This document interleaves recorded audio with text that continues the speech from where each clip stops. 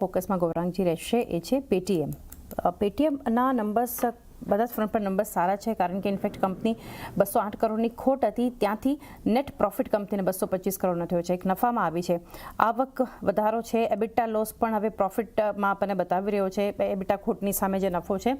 કઈ રીતે આપ નંબર્સને જોઈ રહ્યા છો અને થોડા ફંડામેન્ટલ્સ જાણીએ. પહેલા તો આ કંપનીના ઘણા બધા ઉપર નીચેના સપાટી આપણે જોયેલા. આપણને ખબર છે જ્યારથી આઈપીઓ આવેલો, શું સ્તરે આઈપીઓ લોકોને આપેલા શેર્સ અને પછી લિસ્ટિંગ બાદ શું રીતે પરિસ્થિતિ થઈ, આરબીઆઈ તરફથી ફટકાર આવી, 350 ની આસપાસ ગયો આ સ્ટોક, 300-350 ની આસપાસ, અને પછી આપણે વળી પાછા સારી એવી ઉપરની સપાટી પર કામકાજ કરી રહ્યા છે.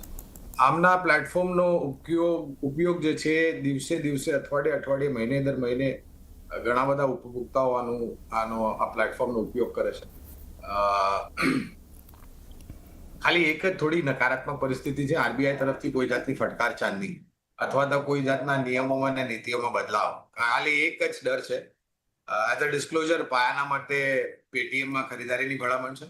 અને મારે માનવું છે કે જે રીતના આખું રોલ આઉટ થઈ રહ્યું છે ડિજિટલ પ્લેટફોર્મ પેમેન્ટ ઇન્ટરફેસનું, એ બહુ જ મોટું યોગદાન આ કંપની અથવા તો આની જેવી જે બાકી અન્ય કંપનીઓ છે જે લિસ્ટેડ નથી ઓફકોર્સ, એમના બેલેન્સ શીટ પર સારી અસર આવે એવું અનુમાન છે. એટલે રોકાણ હોય તો જાળવી રાખો, ન હોય તો કરી શકો છો, હોલ્ડ કરી શકો છો, અને એક નવું રોકાણ પણ અહીંયાથી કરી શકો છો પેટીએમ માટે. આજે ત્યાં પણ એક એક્શન ફોકસમાં રહેશે.